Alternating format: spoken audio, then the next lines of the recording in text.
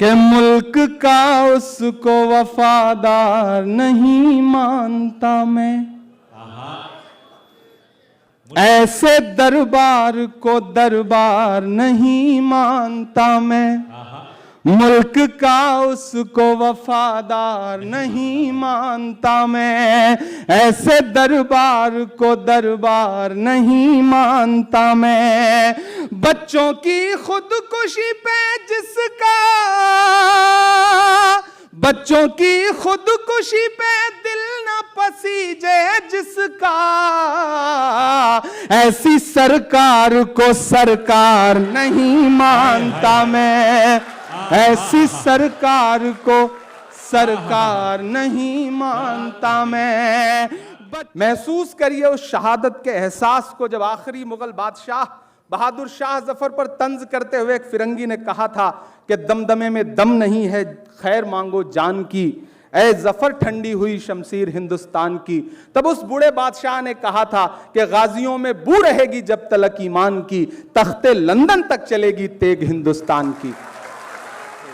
कभी मिराज फैजाबादी ने कहा कि एक टूटी हुई जंजीर की फरियाद हैं हम, और दुनिया ये समझती है कि आजाद हैं हम, क्यों हमें लोग समझते हैं यहां परदेसी, एक मुद्दत से इसी शहर में आबाद हैं हम, एक मुद्दत से इसी शहर में आबाद हैं हम। और काहे का तर्के वतन, काहे की हिजरत बाबा, काहे का तर्के वतन, काहे की हिजरत बाबा, इसी धरती की इसी देश की औलाद हैं हम, इसी धरती की इसी देश की औलाद हैं हम भी तामीरे वतन में हैं बराबर के शरीक, दरो दीवार अगर तुम हो तो बुनियाद हैं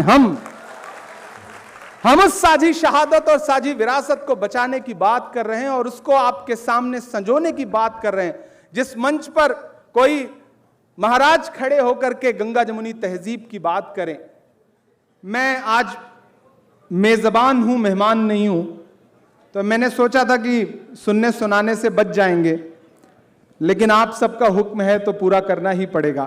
मैं भी अपने हिस्से का 5 मिनट जो है वो ले लेता हूं ताकि मैं भी अपना हक अदा कर सकूं। मैं 4 मिसरे पढ़ता हूं और आपसे दुआएं मांगता हूं। सब कुछ न्योछावर करके भी फर्ज निभाया जाता है। आप, मुझे लगना चाहिए कि आप थके नहीं, कि सब कुछ न्योछावर करके भी फर्ज निभाया जाता है, इस दुनिया से वापस जाने को ही आया जाता है, इस दुनिया से वापस जाने को ही आया जाता है। और अगले जो 2 मिसरे हैं, दुनिया का एक मंजर आपकी आंखों के सामने तैरेगा तो ये पूरा ऑडिटोरियम मुझे बताएगा कि आपने वहां तक पहुंच के दिखा दिया है कि सब कुछ न्योछावर करके ही फर्ज निभाया जाता है, इस दुनिया से वापस जाने को ही आया जाता है। एक बूढ़े से शख्स ने सारी दुनिया को ये बता दिया, एक बूढ़े से शख्स ने सारी दुनिया को ये बता दिया, अपनी शहादत दे करके भी मुल्क बचाया जाता है, अपनी शहादत दे करके भी मुल्क बचाया जाता है। बहुत सारे लोग शायद अभी वहां तक पहुंचे नहीं है मैं जहां पहुंचा रहा हूं। मैं फिर से पढ़ता हूं कि सब कुछ न्योछावर करके भी फर्ज निभाया जाता है, इस दुनिया से वापस जाने को ही आया जाता है। एक बूढ़े से शख्स ने सारी दुनिया को ये बता दिया, अपनी शहादत देकर भी मुल्क बचाया जाता है, अपनी शहादत देकर के भी मुल्क बचाया जाता है। बहुत शुक्रिया। मुझे लगा कि आज मौजू है, मैं इसलिए पढ़ूं ये 4 मिसरे। मैं कोशिश करूंगा कि हालात से आपको जोड़ूं, 4-4 मिसरे सुनाऊं और बाद में एक नज्म आपको सुनाऊं, वहां तक पहुंचाऊं जो आज के इस मशायरे का मकसद भी है, इस कवि सम्मेलन का मकसद भी है। मैं 4 मिसरे पढ़ता हूं। अभी चरण सिंह बशर साहब पढ़ करके गए, उन्होंने अपने लहजे में बात की, मैं अपने हिसाब से बात करने की कोशिश करता हूं कि चोर निर्धन ही बस नहीं होते, धन तो धनवान भी चुराते हैं। जो ऊपर बैठे हैं उनकी भी शिरकत है। चोर निर्धन ही बस नहीं होते, धन तो धनवान भी चुराते हैं। हम तो मतदान चोर समझे थे, हम तो मतदान चोर समझे थे, आप तो दान भी चुराते हैं, आप तो दान भी चुराते हैं।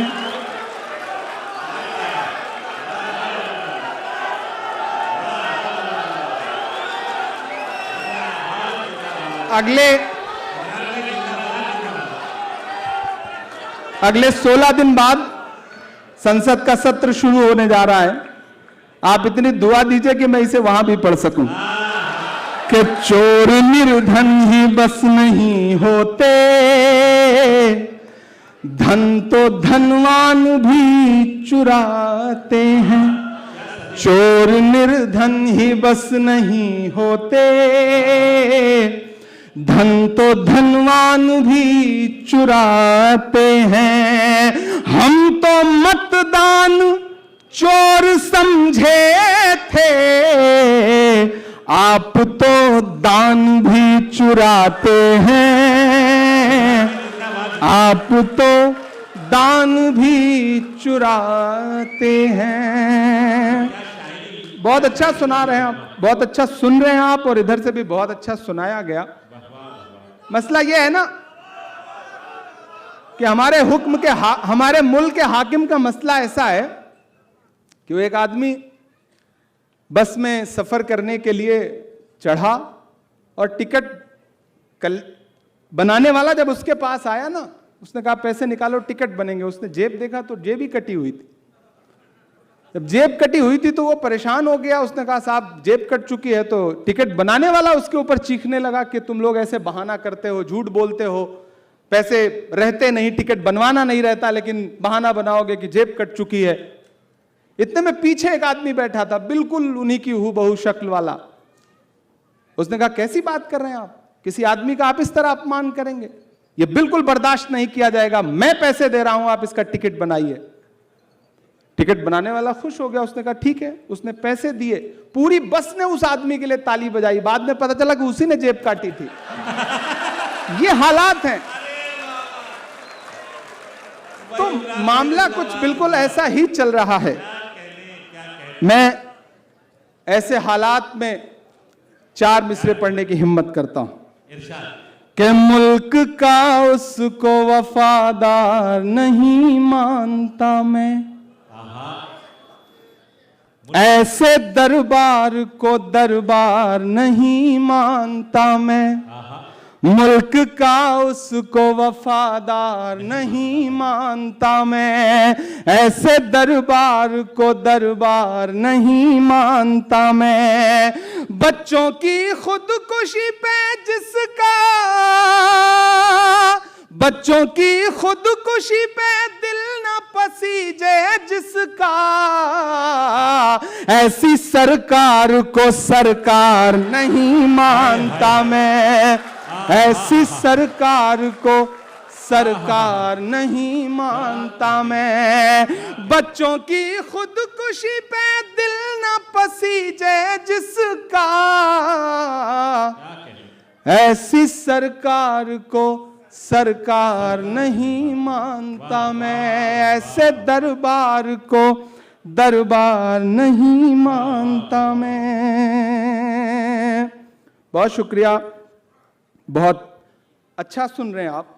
मैं एक नज्म सुनाने चल रहा हूं, उसकी तमहीद में बस इतना कहूंगा पवन भाई, किशोरी लाल जी, कि इलाहाबाद विश्वविद्यालय के सीनेट हॉल में पंडित जवाहरलाल नेहरू जी अपनी बात रख रहे थे, अपना भाषण दे रहे थे। सामने बैठे थे प्रोफेसर्स, स्टूडेंट्स और शहर के तमाम इंटेलेक्चुअल इलाहाबाद के। उस भीड़ में उर्दू के बहुत बड़े अजीम शायर फिराक गोरखपुरी भी बैठे हुए थे। पंडित नेहरू ने अपने भाषण में वर्ल्ड हिस्ट्री का कहीं जिक्र किया। जैसे ही उनका भाषण थोड़ा रुका, सामने एक प्रोफेसर बैठे थे, हिस्टोरियन ईश्वरी प्रसाद, वो खड़े हो गए और उन्होंने कहा कि पंडित जी, आप बात तो सही बता रहे हैं, लेकिन जो सन बता रहे हैं वो सन ये नहीं, ये है। अब प्राइम मिनिस्टर के भाषण में बीच से कोई खड़ा होकर के टोक दे तो तनाव का माहौल हो गया। इतने में फिराक गोरखपुरी सामने से खड़े हुए और उन्होंने कहा कि ईश्वरी बैठ जाओ, तुम हिस्ट्री को रटने वाले हो, ये शख्स हिस्ट्री को बनाने वाला है। अरे बाबा, आप जिस दौर में जी रहे हैं, तारीखों को बदला जा रहा है, इतिहास को बदला जा रहा है, किताबें बदली जा रही हैं, लेकिन इतिहास बदलने वाले ये भूल रहे हैं कि एक ऐसा इतिहास भी है जो लिखा जा रहा है, पढ़ा आज भले ना जा रहा हो, क्या कहे? आने वाले वक्त में जरूर पढ़ा जाएगा, बावाज़े बुलंद पढ़ा जाएगा। इसलिए भी मैं एक नज्म आपके सामने रखता हूं और आपसे दुआ मांगता हूं कि एक यही नारा हम सबको हर पल याद रहे। थोड़ी देर आप मेरे रंग में आ जाइए। एक यही नारा हम सबको हर पल याद रहे, तिरंगा जिंदाबाद रहे, तिरंगा जिंदाबाद रहे।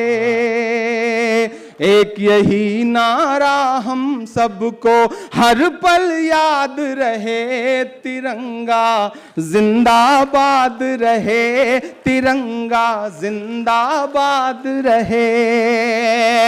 हरा सफेद हो या केसरिया सब आबाद रहे, तिरंगा जिंदाबाद रहे, तिरंगा जिंदाबाद रहे। कुछ लोगों की ख्वाहिश है सब एक रंगा हो जाए।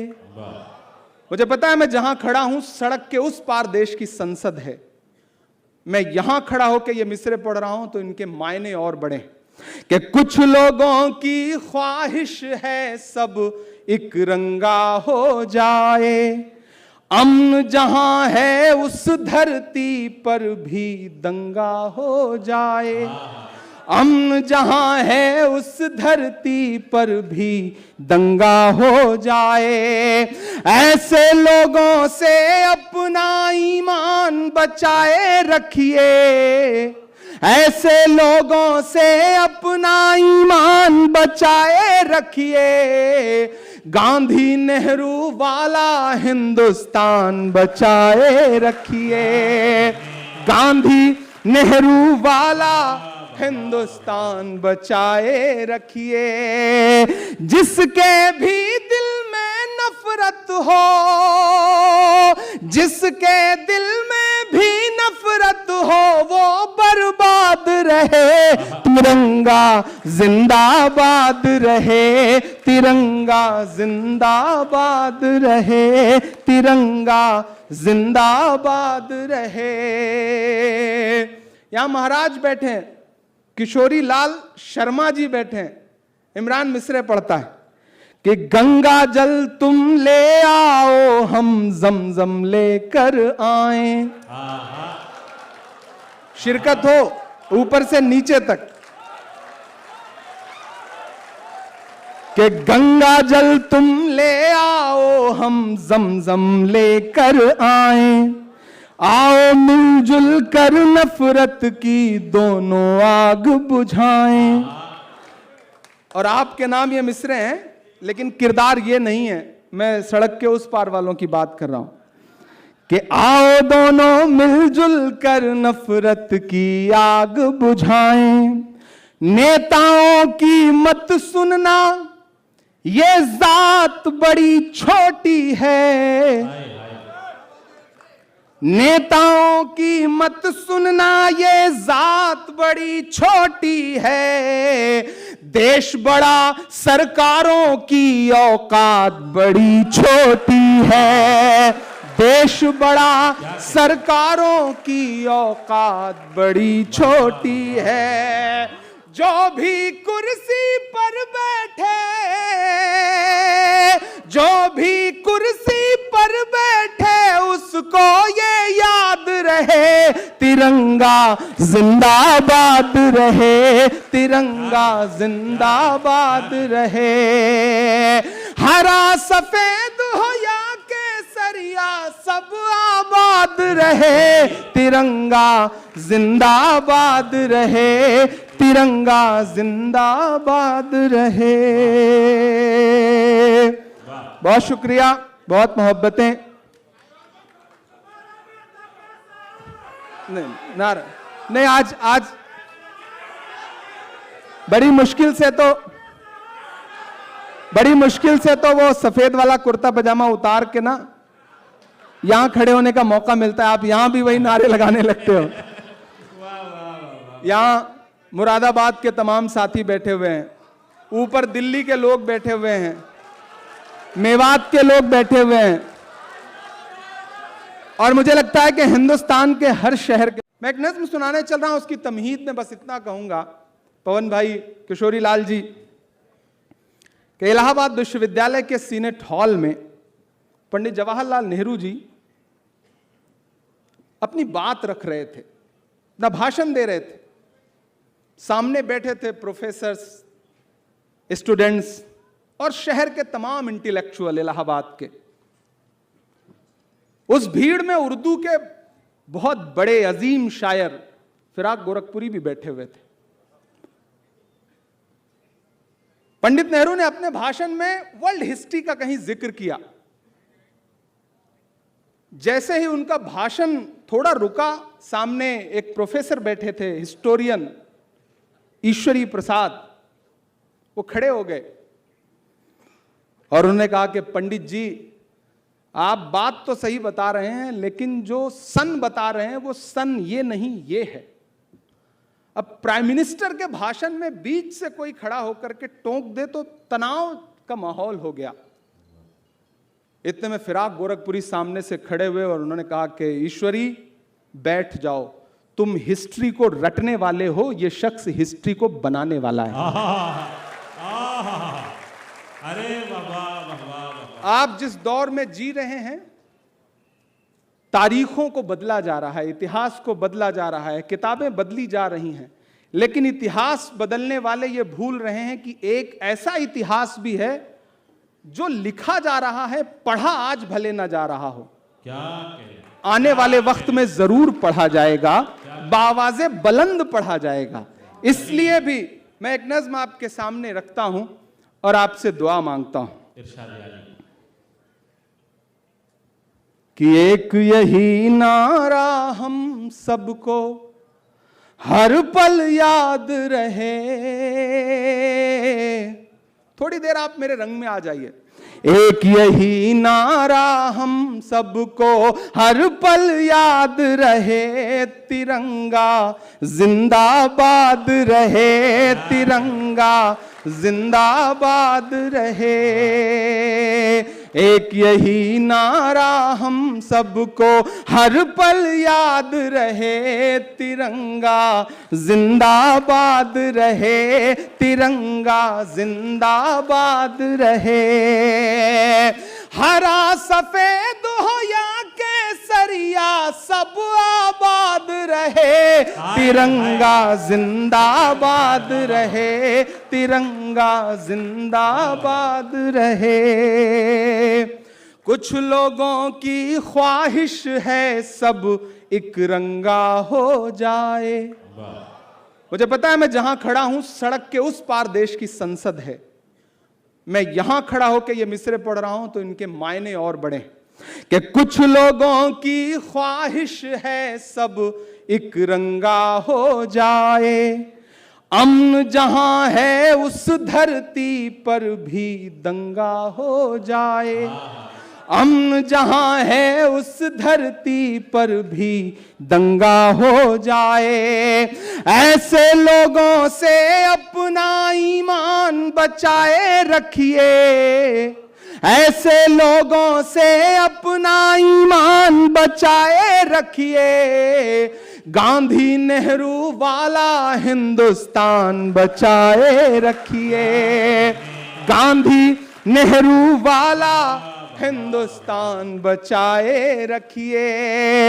जिसके भी दिल में नफरत हो, जिसके दिल में भी नफरत हो वो बर्बाद रहे, तिरंगा जिंदाबाद रहे, तिरंगा जिंदाबाद रहे, तिरंगा जिंदाबाद रहे। यहां महाराज बैठे हैं, किशोरी लाल शर्मा जी बैठे हैं, इमरान मिसरे पढ़ता है कि गंगा जल तुम ले आओ हम जमजम लेकर आए। शिरकत हो ऊपर से नीचे तक कि गंगा जल तुम ले आओ हम जमजम लेकर आए, आओ मिलजुल कर नफरत की दोनों आग बुझाएं। और आपके नाम ये मिसरे हैं लेकिन किरदार ये नहीं है, मैं सड़क के उस पार वालों की बात कर रहा हूं कि आओ दोनों मिलजुल कर नफरत की आग बुझाएं। नेताओं की मत सुनना ये जात बड़ी छोटी है, नेताओं की मत सुनना ये जात बड़ी छोटी है, देश बड़ा सरकारों की औकात बड़ी छोटी है, देश बड़ा सरकारों की औकात बड़ी छोटी है। जो भी कुर्सी पर बैठे, जो भी कुर्सी पर बैठे उसको ये याद रहे, तिरंगा जिंदाबाद रहे, तिरंगा जिंदाबाद रहे। हरा सफेद हो या केसरिया सब आबाद रहे, तिरंगा जिंदाबाद रहे, तिरंगा जिंदाबाद रहे। बहुत शुक्रिया, बहुत मोहब्बतें। मैं एक नज्म पढ़ना चाहता हूं अपने तमाम जो हमारे लीडरान हैं इनके बीच। मुझे लगता है शायद पहली बार इस तरह के किसी मशारे की महफिल में बात करने का मौका मिला है इनसे। मैं एक नज्म सुनाता हूं जिन नज्मों की वजह से या तो बहुत बदनाम हूं या बहुत मशहूर हूं। कोशिश करता हूं कि वहां पहुंचाऊं आपको।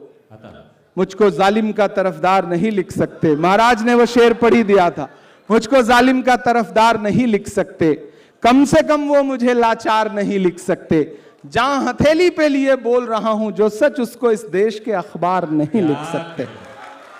आप ही को हक है भाई। मैं एक नज्म सुनाता हूं जो मेरे दिल के बहुत करीब है।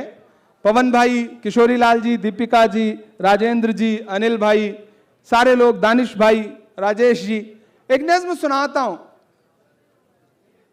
हम एक सुबह सो के उठते हैं तो इलाहाबाद कुछ और हो चुका होता है, हम एक सुबह सो के उठते हैं तो मुगल सराय कुछ और हो चुका होता है, हम एक सुबह सो के उठते हैं तो किसी शहर का नाम कुछ और हो चुका होता है।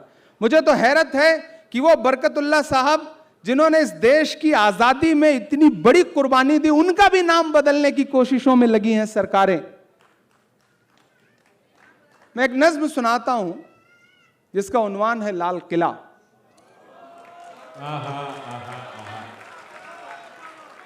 आपकी दुआओं ने सांसद बना दिया तो अब तो ऑफिशियली इनविटेशन आता है कि भाषण होना है वहां की दीवारों से, तो आइए भाषण सुनने। मैं कभी कभी जब गाड़ी लेके निकलता हूं आसपास से उन दीवारों के, तो मुझे ऐसा लगता है वो दीवारें बात कर रही हैं, वो दीवारें कुछ कह रही हैं। मैं एक नज़्म सुनाता हूं और आपने बहुत खूबसूरती से सुना है मशारे को। अगले 5-7 मिनट मेरे होकर के जैसे मुझे सुनते रहे हैं उस तरह से सुनिए, मैं उसी तरह सुनाने की कोशिश करूंगा इंशाल्लाह। बताएं कि आप तैयार हैं। एक बार पुरजोर तालियों के साथ अपने महबूब। बस आप तसव्वुर करें कि माइक पर इमरान प्रतापगढ़ी नहीं खड़ा है बल्कि लाल किला खड़ा है, और वो जो चचा ऊपर बैठे हैं, अल्लाह सलामत रखे चचा को। आप जब गमछा हिलाते हैं ना तो ऐसा लगता है बिहार में कोई गमछा हिला रहा है। तो आप उसी जोश जज्बे के साथ रहिए, कभी कभी संजीदा होइए, लेकिन ज्यादातर वक्त आप उसी तरह रहिए जैसे आप हैं। जिसकी मस्ती जिंदा है उसकी हस्ती जिंदा है, तो वो जिंदा रहनी चाहिए। वो ऐसे ही 3 बुजुर्ग, एक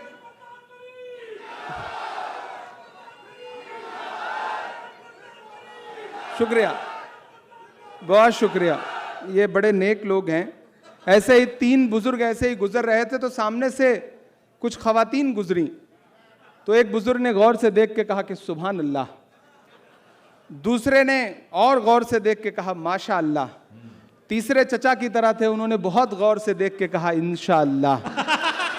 तो ये बुजुर्गों के एहसासात हैं, आप इससे भाग नहीं सकते हैं। मैं नज्म सुनाता हूं। मैं लाल किला हूं, मैं लाल किला हूं, मेरा अपना तेवर है, मेरी अपनी स्टाइल है नज्मों को। मैं आत्मकथात्मक नज्में कहने की कोशिश करता हूं, उसी तरह सुन के मुझे बताना। मैं लाल किला हूं, मैं लाल किला हूं, हिंदुस्तान में तुझे तोहफे में मिला हूं। मैं लाल किला, लाल किला, लाल किला हूं, मैं लाल किला हूं, मैं लाल किला हूं, कि मेरे बनाने वाले से नफरत भी है उनको, और मेरी दीवारों से मोहब्बत भी है उनको। जरा रंग में आइए, अभी उस रंग में है नहीं आप। कि मेरे बनाने वाले से नफरत भी है उनको, और मेरी दीवारों से मोहब्बत भी है उनको। सदियों की गवाही है मेरी लाल दीवारें, सदियों की गवाही है मेरी लाल दीवारें, भारत की सिपाही है मेरी लाल दीवारें। सदियों की गवाही है मेरी लाल दीवारें, भारत की सिपाही है मेरी लाल दीवारें। देखा गया एक ख्वाब हूं मैं शाहजहां का, देखा गया एक ख्वाब हूं मैं शाहजहां का, तामीर कामयाब हूं मैं शाहजहां का। कि तारीख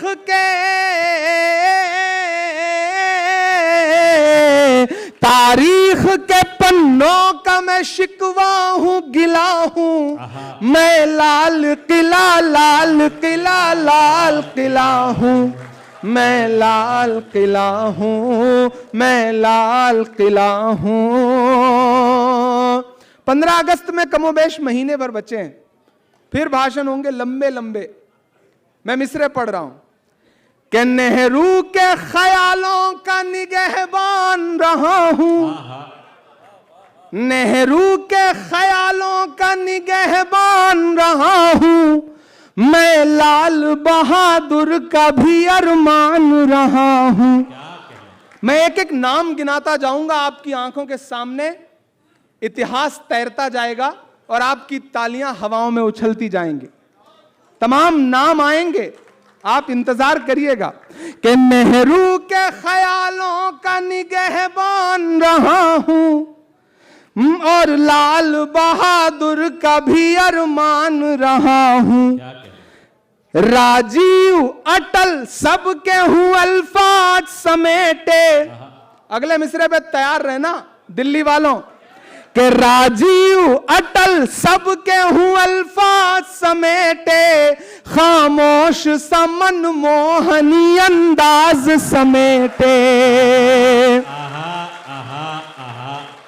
और अब हर उस हाथ को कसम जिसने अब तक हाथ नहीं खोला, कि खामोश समन मोहनी अंदाज समेटे, राजीव अटल सबके हूं अल्फाज समेटे।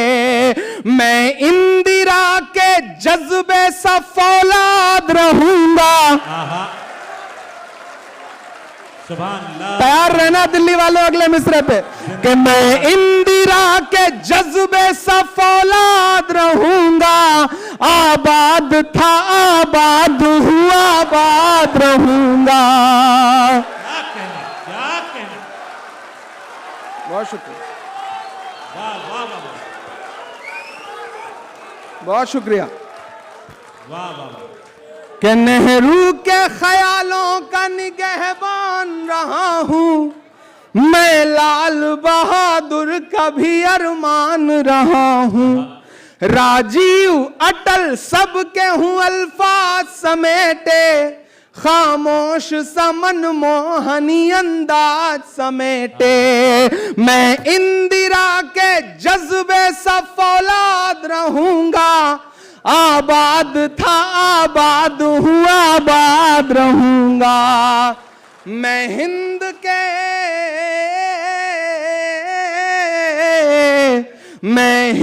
के हर शख्स की चाहत का सिला हूं। मैं लाल किला लाल किला लाल किला हूं। मैं लाल किला हूं। और इस वक्त मैं सिर्फ शायर हूं, सांसद बाद में हूं। कि बेशर्म सियासत की मैं तहरीर नहीं हूं। तैयार रहना अगले मिसरे पे, कि बेशर्म सियासत की मैं तहरीर नहीं हूं। सुन ले ऐ हुकूमत तेरी जागीर नहीं हूं। एक एक मिसरे आपको माजी में ले जाएंगे और आप मुझे बताइएगा कि आप उसी जिंदगी के साथ सुन रहे हैं। मैं कॉन्स्टिट्यूशन क्लब के मौलंकर ऑडिटोरियम में खड़ा हूं और मैं दुआ करता हूं कि एक दिन हमारा प्राइम मिनिस्टर लाल किले से भाषण दे रहा हो और वहां से सुनाई जाए ये नज़्म। आमीन, आमीन, आमीन। कि बेशर्म सियासत की मैं तहरीर नहीं हूं। सुन ले हुकूमत तेरी जागीर नहीं हूं। नफरत के समंदर में मैं खो ही नहीं सकता। मैं एक किसी रंग का हो ही नहीं सकता। और अब पुकारता हूं यहां से यहां से यहां से चारों तरफ से पुकारता हूं अगले दो मिसरे पे, कि नफरत के समंदर में मैं खो ही नहीं सकता। मैं एक किसी रंग का हो ही नहीं सकता। अंदाज मेरा मस्त मलंगा ही रहेगा। तैयार रहना दिल्ली वालों, हिंदुस्तान वालों, कि अंदाज मेरा मस्त मलंगा ही रहेगा। गुंबद पे सदा मेरे तिरंगा ही रहेगा।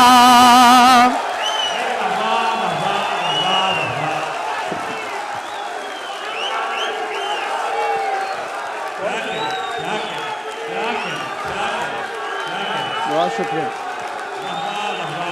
बहुत शुक्रिया। जिंदाबाद, जिंदाबाद। बहुत शुक्रिया। कि नफरत के समंदर में मैं खो ही नहीं सकता। मैं एक किसी रंग का हो ही नहीं सकता। अंदाज मेरा मस्त मलंगा ही रहेगा। गुंबद पे सदा मेरे तिरंगा ही रहेगा। वो फूल हूं, शायरी सुनने वाले लोग बैठे हैं। वो फूल हूं,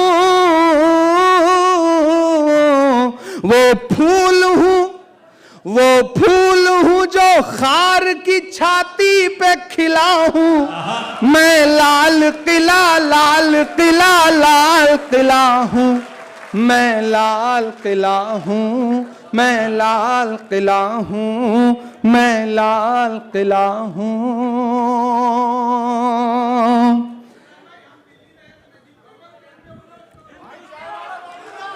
हाँ जी, शुक्रिया जी जी। हाँ हाँ हाँ हाँ, वो भी पिलाएंगे आपको, डोंट वरी। आज 4 जुलाई है और कल 3 जुलाई को हमने एक ऐसी अजीम शख्सियत को याद किया है जिसे नौशेरा का शेर कहा जाता है, ब्रिगेडियर उस्मान को।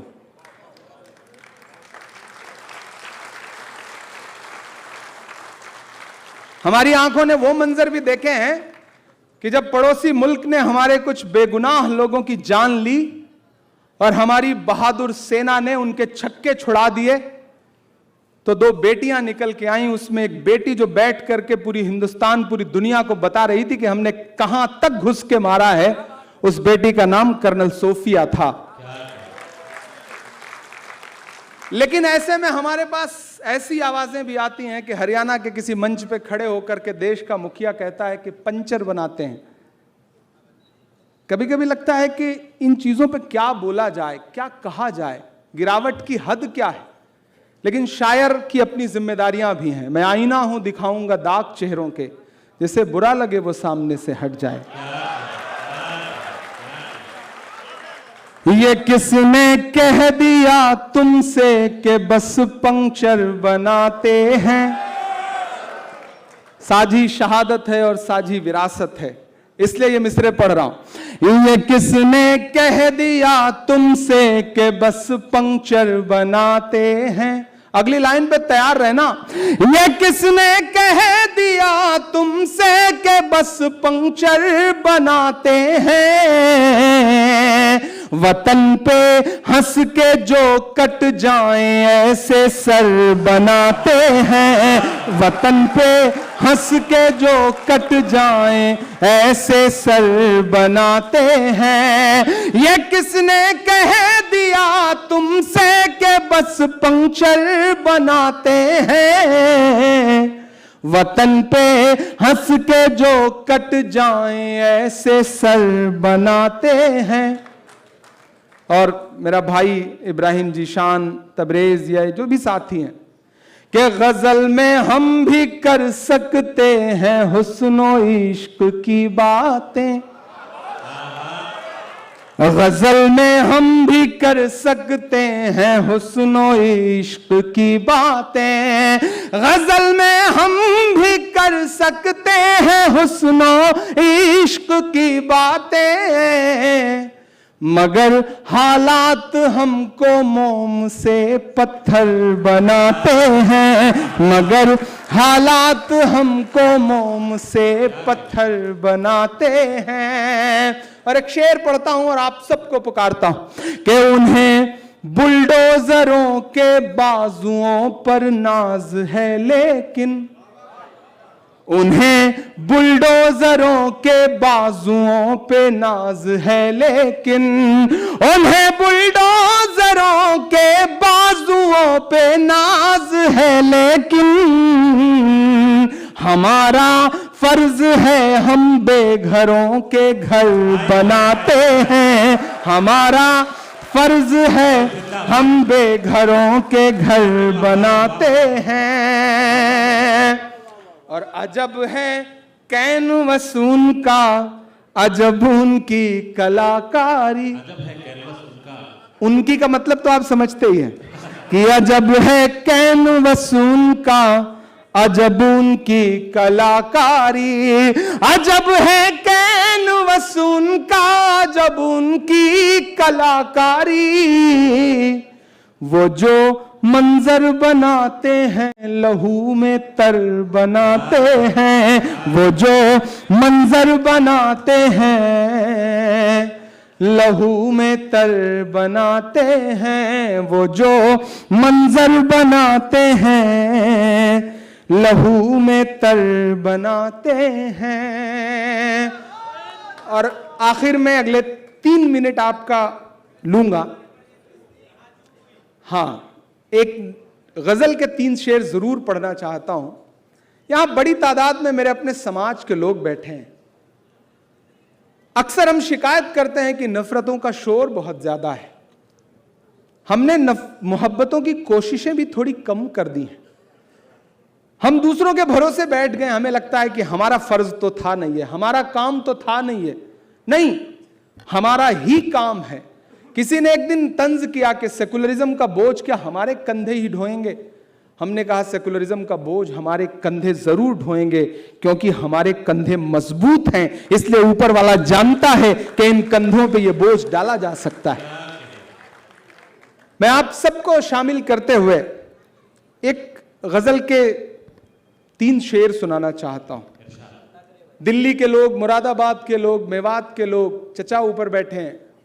हमारा मसला क्या है ना, हम सुबह चाय की दुकान पे बैठते हैं तो बिरयानी खाते खाते, चाय पीते पीते दिल्ली की हुकूमत बदल देते हैं, और शाम होते होते सूबे की हुकूमत बदल देते हैं।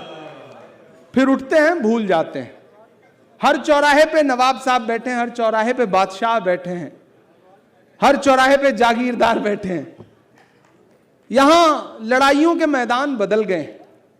हम घोड़े की जीन से उतरे ही नहीं है, हमारे हाथों से तलवार भी नहीं छूटी है अभी तक। यहां दुनिया चांद सितारों पे पहुंची हुई। वसलम इलाहाबादी एक शेर कहते हैं कि लबों पे झूठा तबस्सुम सजाए बैठे हैं, अंधेरे खौफ उजालों से खाए बैठे हैं। जमाना चांद सितारों की सैर करने लगा, मियां जमीन पे चादर बिछाए बैठे हैं। तो हमें अपने गिरेबान में भी झांकना तो पड़ेगा। शायरी का मतलब सिर्फ यह नहीं कि आप दाद दे दें और चले जाएं। एक महफिल सजी, एक प्रोग्राम हुआ और आपको बहुत मजा आया। मैं इससे थोड़ा सा आगे बढ़कर के सोचता हूं। मुझे लगता है कि आपको यह भी महसूस होना चाहिए कि उस मशायरे में कोई खड़ा हुआ और उसने आपका गिरेबान पकड़ के आपको झंझोड़ने की कोशिश भी की। मैं वो कोशिश करता हूं, दाद नहीं मांगूंगा, सिर्फ सुनिए खामोशी के साथ कि आज तारीख है हैरान, कहां चूक हुई। ये बरेली हो, सहारनपुर हो, मेरठ हो, न जाने कितने पुराने दरख्त आज भी इस बात के गवाह हैं कि 1947 से पहले, पहली गदर से दूसरी जंग आजादी तक हजारों हजार उलेमाओं के सर लटके हुए रहे इन पेड़ों पर। फांसियों पे फिरंगियों ने उन्हें फांसियां दी। और हम अपनी तारीखों को ऐसे भूले, ऐसे भूले, ऐसे भूले कि हम अजीब एहसास कमतरी के शिकार होकर बैठ गए। मैं मिसरे पढ़ रहा हूं और अगर लगे कि एक नौजवान जो आपके समाज का है वो अपनी जिम्मेदारियां समझते हुए बातें कह रहा है, तो मुझे आपकी दुआ चाहिए कि आज तारीख है हैरान, कहां चूक हुई। सोचिएगा कभी सुल्तान, कहां चूक हुई। सोचिएगा कभी सुल्तान, कहां चूक हुई। हल हुआ करते थे दुनिया के मसाइल जिनसे, हल हुआ करते थे दुनिया के मसाइल जिनसे। मसला अब हैं मुसलमान, कहां चूक हुई। मसला अब हैं मुसलमान, कहां चूक हुई। तुम पे दौलत भी है, तादाद भी, ताकत भी है। तुम पे दौलत भी है, तादाद भी, ताकत भी है। फिर भी हो बेसरो सामान, कहां चूक हुई। फिर भी हो बेसरो सामान, कहां चूक हुई। और इस एक शेर को सुनाने के लिए ये पूरी गजल पढ़ी मैंने कि रह गया किस लिए तू इल्म हुनर में पीछे, रह गया किस लिए तू इल्म हुनर में पीछे, है तेरे पास तो कुरान कहां चूक हुई, है तेरे पास तो कुरान कहां चूक हुई।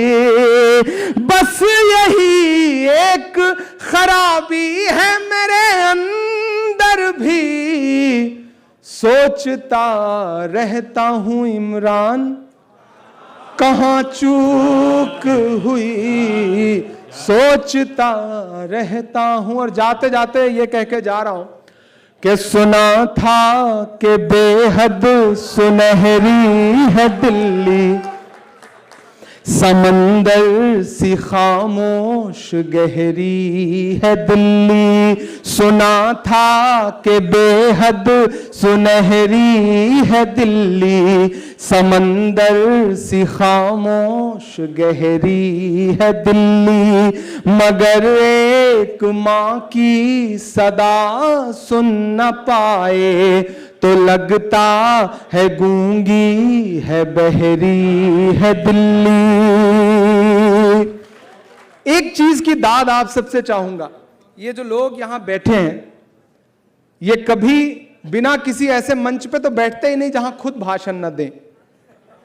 ऐसा होता है ना, कोई नेता पिछले 3.5-4 घंटे से बिना बोले सुनता रहे, मुझे लगता है कि हाथ उठा के आपकी तालियां इनके लिए बजनी चाहिए। वाकई पवन खेड़ा जी जब आए तो उन्होंने कहा कि मैं तो पूरा बैठूंगा जितनी देर प्रोग्राम चलेगा। कुंवर दानिश अली साहब आए, उन्होंने कहा भाई मुझे आगे बैठ के देखने दीजिए, ज्यादा मजा आता है सामने से बैठ करके। मेरा भी मन था कि मैं सबको लेकर के आगे चला जाऊं, लेकिन जो आगे लोग थे उनको कहां शिफ्ट किया जाता। इसलिए अब इसी जोश और जज्बे के साथ कि जख्म पर जख्म खा के निकले हैं, हाँ मगर मुस्कुरा के निकले हैं। जैसे ही एमपी बन के आए थे, अब तो पवन भाई भी हमारे बेड़े में शामिल हो गए हैं, तो मजा आएगा।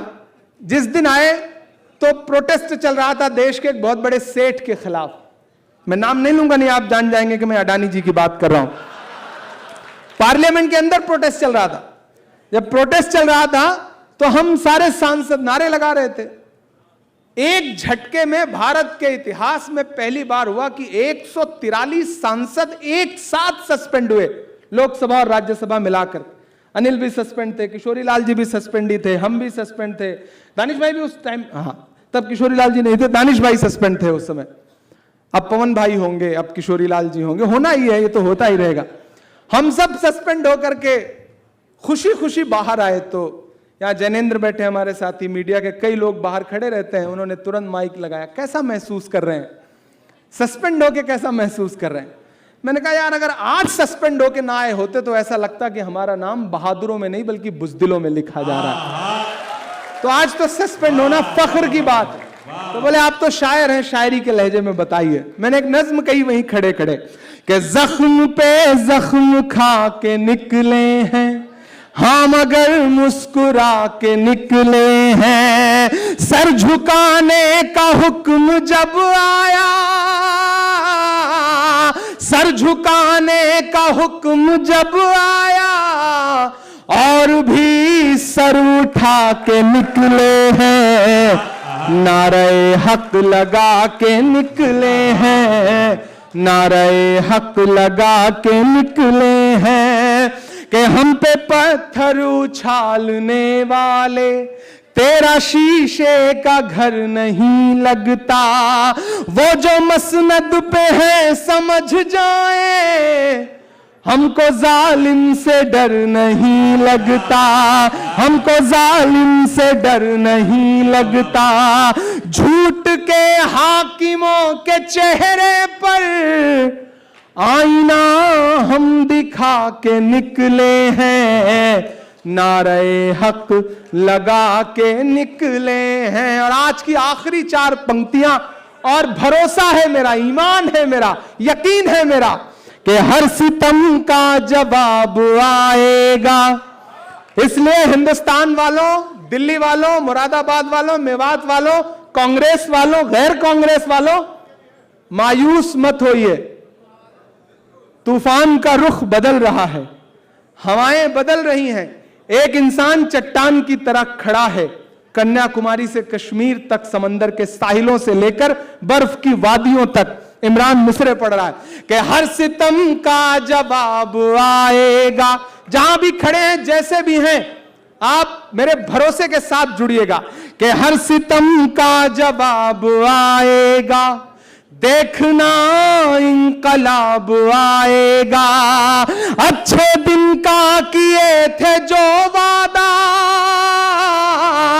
अच्छे दिन का किए थे जो वादा, उनका दिन भी खराब आएगा, उनका दिन भी खराब आएगा। और हम तो निकले हैं मुस्कुराते हुए, हम तो निकले हैं मुस्कुराते हुए, और वो